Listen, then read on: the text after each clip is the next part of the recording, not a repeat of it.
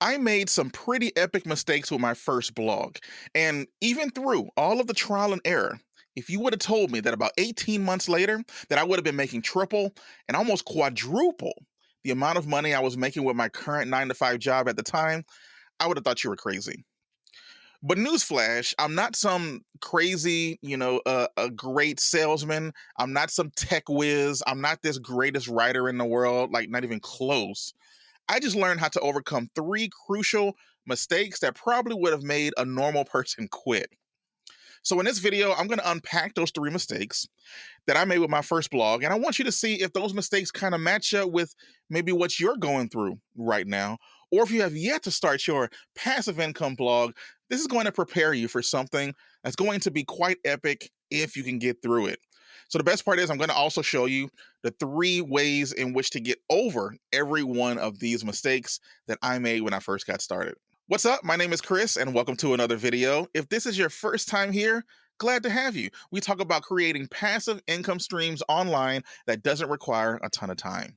And before we get started, if you would like to create your own passive income online, go visit bloggerevolution.com/workshop. It is 100% free, where I literally show you step by step how I was able to create multiple passive income streams online and do so with about an hour or so a day. So go check out that free workshop, bloggerevolution.com/workshop. I'll be sure to put a link down in the description. So the number three biggest mistake that I made with my blog was trying to be a salesman. Now, when you start writing your blog, you need to not write for computers. You need to not write with the idea that someone's going to read it and click. If that's the first thing in your mind, then you've already lost. With my very first blog, I was just writing because I wanted people to just click, go to Amazon, and buy something. And because of that mentality that I had when I was writing, what I was writing was not very helpful to anybody because I was trying to help myself. I would write bad article after bad article just with the intent of, I just need to get this on Google. Didn't even think about the front page, to be honest, at the time. It was just, I need to get this on Google. People are just going to magically find it and they're going to buy stuff. And that's just how this whole affiliate marketing thing works. But boy, was I wrong. All right. It doesn't work like that at all. In fact, I heavily borrowed from another blog. I remember the website was about road bikes. And I heavily borrowed from another blog that I assumed or thought was doing pretty good in the space. I don't even remember, to be honest. But I just copied. I heavily borrowed without asking some of their articles. And I remember spending like 7 to 10 days just putting this site together and just thinking, you know what, this is going to be the ticket. This is my meal ticket to get out of that 9 to 5 joint that I was at the time. And I just threw in the affiliate links and then I hit publish and I waited and I waited and I waited. And you know what ended up happening? Crickets. Nobody showed up at all. In fact, it was so bad that I received an email from Google saying that the site had been de-indexed because I must have gotten a DMCA notice or something like that, or DCM, whatever the wording is. I had gotten my website taken down from Google because apparently they noticed that I had copied from somebody else. Now, I'm not proud of that, and I don't recommend it at all. But that was just one of the mistakes that I made when I first got started. My mentality was to sell. My mentality was to click this link, buy my stuff. And that was it. And with that being at the forefront of my mind, it didn't create anywhere close to a good experience for anyone who landed on that blog. In fact, I don't believe many people landed on the blog at all. So how do we avoid this mistake? How did I avoid the mistake at the time? Well, I learned a few things. Number one is don't sell. Be helpful. Be more helpful than the next person. When you are looking at you're doing keyword research and you type in your phrase and you're looking at what's on the front page of Google, don't look at it and think, okay, can I beat out that other article? What is that other article doing? I want you to look at that article and think, how can I be more helpful than that other article? Remember this phrase, different is better than better. You don't want to just create the better article on Google. You want to create a unique angle, something that would be more interesting to somebody who lands on that article while still maintaining what's called the search intent, or the whole reason that people are Googling that phrase to begin with. Number two is be a friend. All right. When you're writing your content, use words like I and me. And this is what happened in my experience. If you remember blogging back in like the early 2000s and early 2010s, that's what blogging was. It was all about just telling you about what I was doing that day. Now, that type of blogging is pretty much dead. Don't get me wrong. However, if you can infuse that while still being helpful and informational, you can create a unique experience for your reader. So use words like, tell your story. Use words that show that you have gone through the experience and can actually help somebody else. Be a friend. Look to help. If you are, go the extra mile. If you want to do some type of unique research, if a question might be more helpful, if you were to contact a few people and get their quotes or get their views on the matter and then include it in that article, that will immediately make you a lot more different than what's already out there. And by doing such, you're just going to jump on the front page of Google, probably be number one, and stay there for a very long time because everyone else is not going to want to do that same work. Do what you can to tip the scales in your favor. Do you remember ever going to a car dealership and maybe you're walking around and you're looking at some of the cars, and what eventually happens? Somebody walks up to you, a salesman from the place, and they introduce themselves. They ask you, do you want some water? Where I go, they say, do you want some popcorn? Something like that. What they're trying to do is tip the scales as much in their favor as possible from the very second that you arrive on the lot. At that point, maybe you'll be more likely to return the favor by buying a car, or at least being a little bit more open to negotiating so that they can sell something. That's all by design. And we can apply that same principle with our blogs. Be helpful first. Avoid the mistake of trying to be a salesman.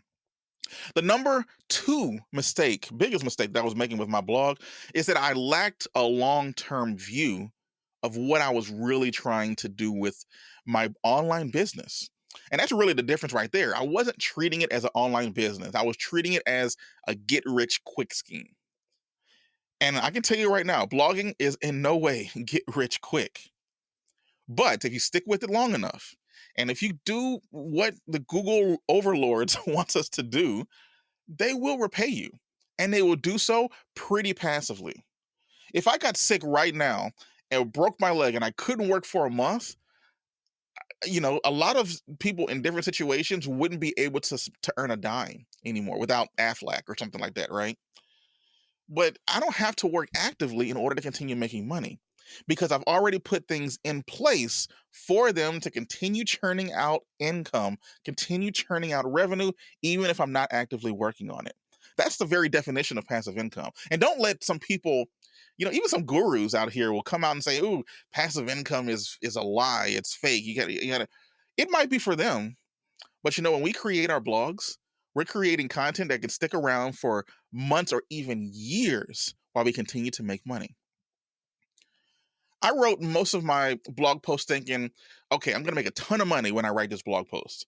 But the issue was I wasn't focusing on the problems to solve. I was focusing on just the popularity and how many page views I can get. Try to solve a problem first. All of the biggest corporations in the world solve a problem. McDonald's, they solve hunger. Uber, they get you from one place to the other. Airbnb, they find you a place to sleep. Notice how all of these different problems that they solve are actually very human things. We need to eat, we need to sleep, we need transportation to get from one place to the other. So what problem are you going to be solving with your blog? Another thing that I didn't do was I didn't create any type of schedule or set goals. And if I had a long time view of what I was trying to do with my blog, that would have been a lot easier to do. You see, when we work a job, we have a boss that's telling us what to do, when to do it, and how to do it. But when we are working for ourselves or trying to create, maybe doing a side hustle, trying to create our own passive income stream, we're going to have to come up with these things on our own. So set goals. In fact, I want you to use this interesting framework. I'm not going to take credit for it. I did find it on a website. I do apologize. I don't remember what website it was on. But when I read it a long time ago, it made so much sense. And I apply that to almost everything that I'm doing even today. It's called SMART goals. S-M-A-R-T. It's an acronym. So every letter in SMART means something else. So S means, when it comes to your goals, remember, S means to be specific. So don't be vague when it comes to creating goals. So since we're talking about blogging and affiliate marketing and posting articles online, let's use that as a way to create some goals, right? So to be specific with our goals, think about how many blog posts do you want to post? Be specific. Don't just say, I want to get a whole bunch out there. Don't just say, I want to get a ton of traffic or income, because we can't control that traffic or income. We can try our best to put ourselves in a position to where we can get the most traffic and income, but we can't directly affect it. So let's be specific with the amount of articles we can put on to the site. That's what S is. Be specific. How many articles do we want to put? Number 2 is to create something measurable. So the M in SMART, measurable. How many page views do we want for our site? So if we're looking at our blog, even though we can't control the page views, we want to make sure that the goal that we create is measurable. Again, we just don't want to say, oh, I want to make a million page views. No, not say, okay, when do you want to get this million page views? That's going to actually be the next one. So the A in SMART is attainable. So how do you plan on achieving the goal? If you want to make $1,000 with your blog, but you haven't even set up your hosting yet, you haven't even bought your domain yet, that's not a very attainable goal. Make sure that the goal that we create is attainable. Now, the R in SMART is to be realistic. Now, this one is kind of confusing because I don't want you to get it confused with attainable. The question is, when it comes to being realistic, is, are you willing and able to do the work required to get your desired result? For example, if you are having a hard time typing a 500-word blog, I don't want you to sit down and think, okay, I need to write a 5,000-word article. Let's do this. Yeah, you need to work your way up to that. That's not very realistic. If you're having a hard time getting to 500 words, don't sit down and think you're going to get to 5,000 words in an article. Just work your way up. Try to get 800 words. Then once you get that consistently, work to 1,000 words. It's much better to just get something out there. The greatest thing about blogging versus something like YouTube or a podcast is that once I've recorded this video and posted out there, I can't just jump in and splice in something that I may have said, interesting or incorrect or something, or improve what I've already created. You can do that with a blog. You create the blog post. Once you create the blog post, let's just say 6 months later, you can actually go back to that blog post and add to it and make it better if you'd like. So be realistic. And then the T in SMART is timely. A goal is not a goal unless you put a time frame onto it. In fact, I think the phrase is a goal is a dream unless you put a time frame on it. There were things that I wanted to do in life that if I didn't just say, I'm going to do it on July 1st, it will probably never get done. Now, you do have to hold yourself accountable and actually stick to the goals that you're creating, especially in a timely fashion. But I just don't want you to go, you know what, I'm going to do this someday. I talk to a lot of people, and a lot of them keep telling me, oh, I would like to get started. Oh, I finally bought a domain, which is great. But where are you? What are you going to do something else with that? In this business, the rubber meets the road when you are creating content and writing it on and putting it online. So if you are saying that you would like to create a passive income online, you want to start a blog on a topic that you like so that you can just have some fun with it, then set a date to do it. I'm going to do it on August 1st and just get started. But also remember to be specific. What are you going to do on August 1st? Are you just going to buy the domain? Great. So now, what are you going to do August 2nd? What are you going to do August 15th? What are you going to do September 1st? Just say that you would like to write your first blog post by a certain time. Or maybe you can go a little bit further. You don't have to just do short-term goals. Do a 3-month goal, a 6-month goal, a year goal. Say that you want to have 50 articles done in the next 6 months. Put a date on it, slap it there, get started. That way you can have a firm overview of what's going on. You can be timely in what it is that you're trying to do. If you just say, I want to have 50 articles written by April 1st, and it's currently November, when you're getting to blog post 10 or 11, you might think, oh man, I don't like this. I want to stop. Nothing's happening, yada, yada. But if you had created a goal of doing 50, you shouldn't even think about what's happening around article 10 or 11. Regardless of the traffic that's coming to your site, regardless of what's happening on your site or anything, as long as you're consistently posting, when you have the mindset of knowing, I gotta get the 50 articles.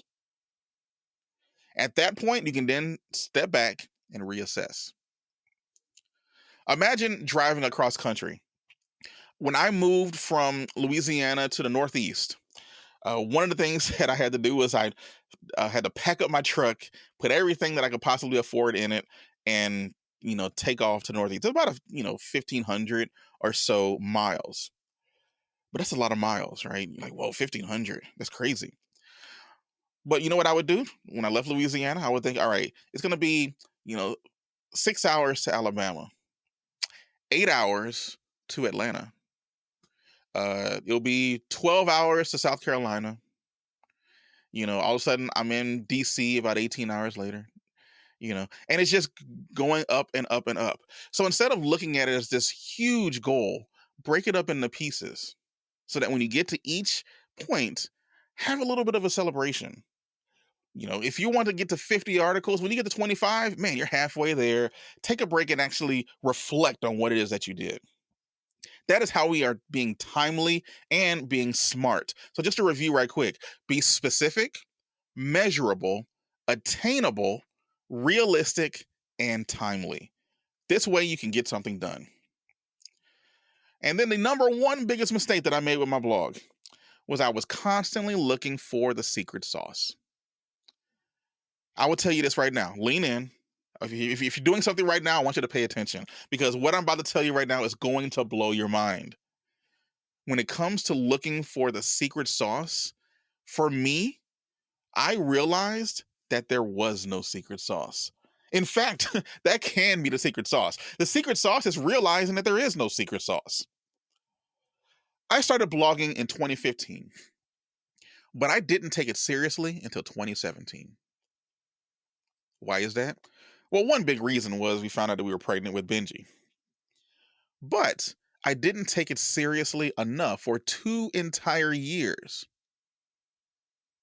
And the reason for that was I was just looking for the secret sauce. I was looking for some secret that somebody knew, that someone was, how these other bloggers are being successful. And I talked to a lot of people. I remember I would go to websites and I would just send the contact form. And I would just say, hey, how is your website doing so well? I was part of a blogging community at the time as well. And I would just sit back and find the people who were saying that they were doing well. And I would shoot them a direct message. How are you doing this? What is it? I would look at their websites and be like, there's something secret going on here, but I just don't see it. I remember I messaged one guy and I just asked him, because he had posted something saying that he had just broken like $10,000 a month with this site. And I was like, how did you do that? And you know how he responded? It was very short, very pointed, to the point. And he said, I'm not doing anything. I'm just posting good content. Dropped the mic, walked away. And I was like, what do you mean posting good content? You're not doing some weird, structure or link strategy or yada yada. Like, no. I just find a keyword and I write it and I move on to the next article. The secret sauce in this business is that there is no secret sauce. You just need to buckle down and write the articles. Nothing moves the needle in our business more than creating new content. When I finally realized this, then the whole world kind of opened up, because I just realized that I just need to write an article and another article and another one and another and another one. There were times where I would sit down and I would probably punch out 2 or 3 articles in a single day. Now, these articles, they weren't the greatest in the world. I remember one time my wife looked at a few of them and she's like, "What are you putting on the internet?" There was typos everywhere. It wasn't great. But even then, a lot of these articles were still bringing in traffic to the site. In fact, that same website ended up making a decent amount of money, to the point to where I was able to have her retire and not have to work anymore for herself so that she could stay home with our son Benji. One guy I messaged just like, "Hey, can you just look at my site? What am I doing wrong?" Because I was in that period in between where you're waiting for the money to come in. And he looked at the site and he was like, "You know what? The site looks good. I thought it was trash." But he's like, "No, it looks fine. You just need more of it." At that point, I just started trusting the process. I put my head down, started to create some content, and eventually the site took off. I stopped looking for all of the tricks and hacks to try to be successful with this online business. What I did was just buckle down and did the work. So I set a posting goal, I set a date. I didn't necessarily use that S.M.A.R.T framework we were talking about earlier, but I used a variation of it at the time. And I went for it. And I didn't worry with anything at all until I reached the goal. And that's what you have to do. Just treat this as a real business. Don't look for any secret sauce. Just go out there and just do it.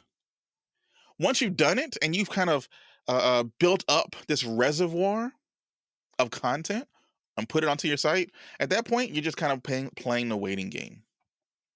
At which point, you can go work on another site or another site. That's the beauty of this business, right? You can work on another site or another site and then start building up that snowball. Because once a snowball starts rolling, it's going to be kind of hard to stop it. So let's just talk about, just briefly summarize the 3 things. One thing, or the number 3 mistake that I was making was I needed to make sure to be helpful and stop trying to be a salesman all the time. Be helpful. Number 2, treat this like a real business, because it is. This is a way to generate revenue. It's a way to generate income. And that's what a business does. A transaction has to occur. But when it comes to blogging, it just happens once you put something out there. Now, it's got to be good. You have to do good keyword research. I'm not just saying if you build it, it will come. You have to follow a process. But once you've got the process down, it's just rinse and repeat over and over again. And number 3, just stop looking for hacks.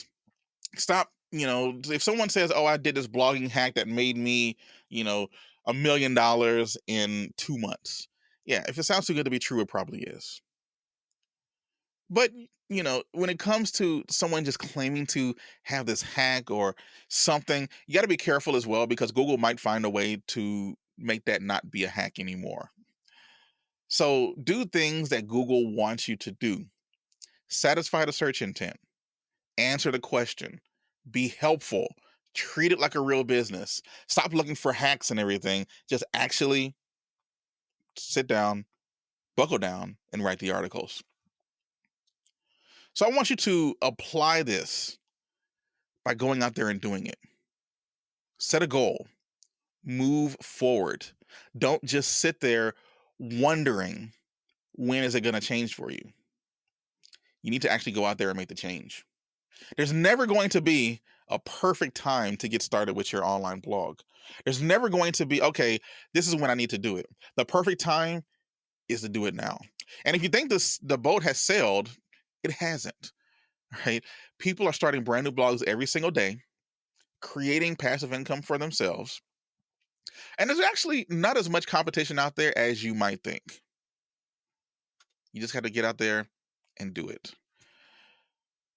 All right. So if you've been blogging for a little bit, or you still excuse me, if you've been blogging for a little bit or you're still looking to get started, the best time to plant a tree was 20 years ago, but the next best time to plant a tree is right now.